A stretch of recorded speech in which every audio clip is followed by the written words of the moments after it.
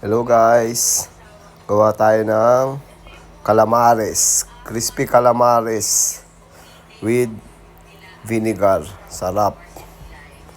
Ayan, una linisan muna natin yung pusit, 1 kilo yan.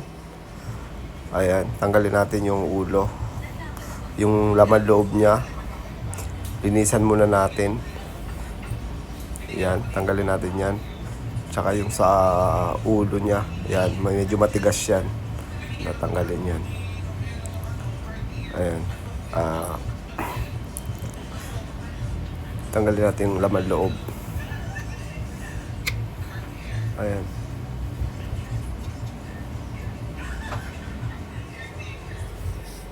linisan natin, tanggalin natin yung balat, medyo matigas yung balat na yan eh. Tapos slice natin, ganyan, ring. Gawa tayo ng ring, calamari ring. Slicein natin lahat.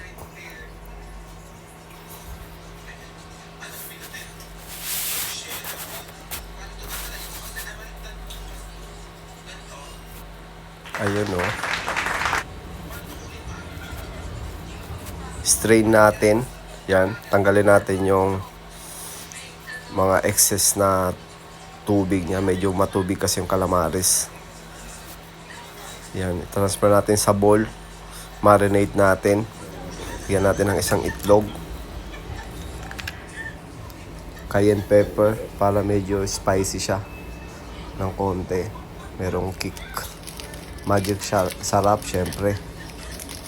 Pampalasa. Magic yan. Black pepper. Pinch. Nasa sa inyo kung gusto nyo maraming black pepper. Medyo masarap yan pagka marami. Asin. Halo lang natin. I-marinate natin. Ayan, ganyan. I-coat natin ng egg yung bawat calamari. Set aside natin. Tapos gawin natin yung dry ingredients. Ayan, harina.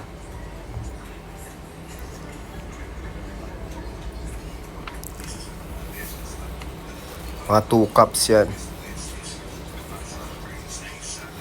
Paminta. Damihan natin ang paminta dyan kasi medyo maraming harina. Magic sarap. Para layer yung lasa. Meron sa calamari, meron din sa breading niya. Asin, syempre. Halo natin ang maigi. Yan, mix lang natin. Ayan na. Okay na yung calamari tsaka yung harina. Mag-init na tayo ng kawali. Ayan, initin natin. Handa mo na rin yung plato na may tissue para yung mantika niya ma-strain, matanggal. Ayan, mantika. Lagyan mo na lang mantika yung kawali. Initin mo. Ayan. Habang nag-iinit ka, handa mo na rin yung sauce niya. Sili, bawang, onion, sibuyas, yan.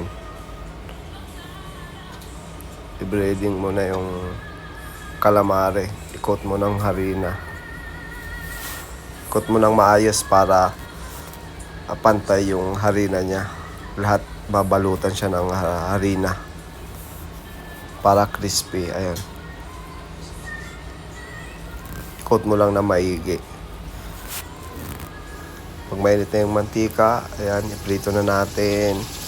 Medium fire. Hindi siya masyadong mahina. Hindi rin sa medyo malakas. Medium lang.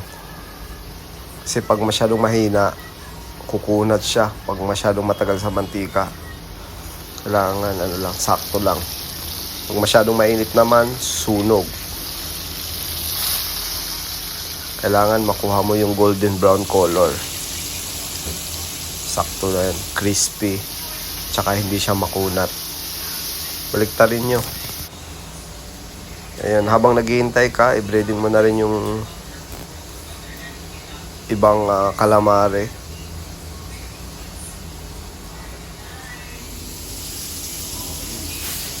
Ayan, hantay mo lang siya maging golden brown.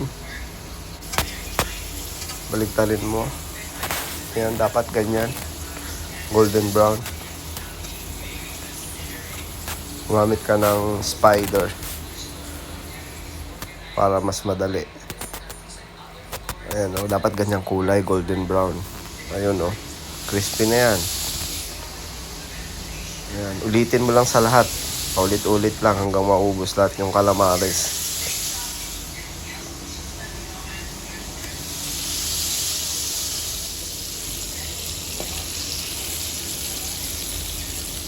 Pagka kulang yung mantika, dagdagan nyo. Pwede nyo dagdagan kung gusto nyo. Pero ako sakto na yan. Maluto na lahat yan. Para hindi ma-access sa mantika. Ayan, paulit-ulit lang. Basta golden brown.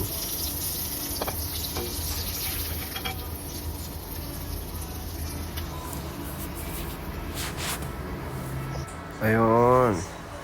Lapit na tayo. Yan, ulitin mo lang. Paulit-ulit lang lahat.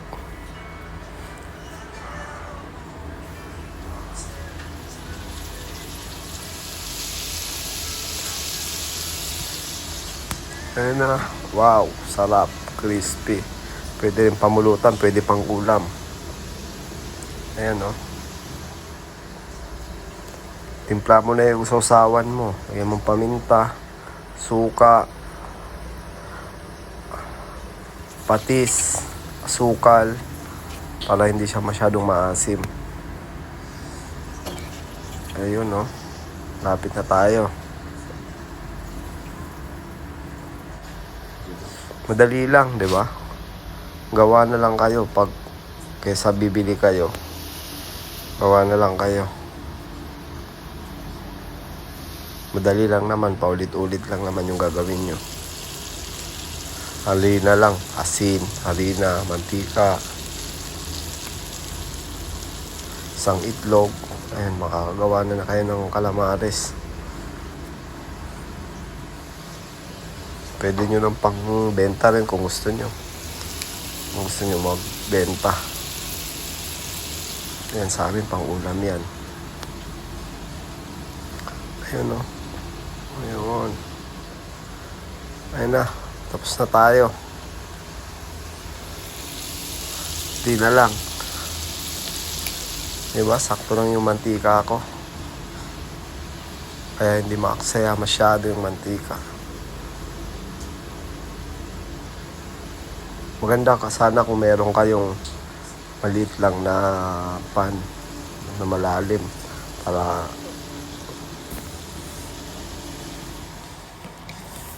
ayun, Implan nyo na yung suka nyo. Ayan, dapat ganyan. Ayun, sarap. Tapos na. Tapos din.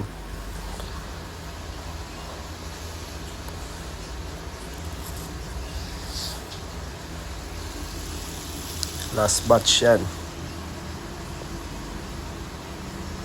Ayan, crispy. Sarap. Ayan, natapos din tayo. Ayan, crispy. Handaan nyo na yung kanin nyo, tsaka suka. Kainan na. Ayun, Kain po tayo. Salamat. Paki-subscribe na rin po para dumami tayo at gumawa pa tayo ng maraming video. Salamat. Kain na. Ayun, Oops, suka. Sarap. Thank you po.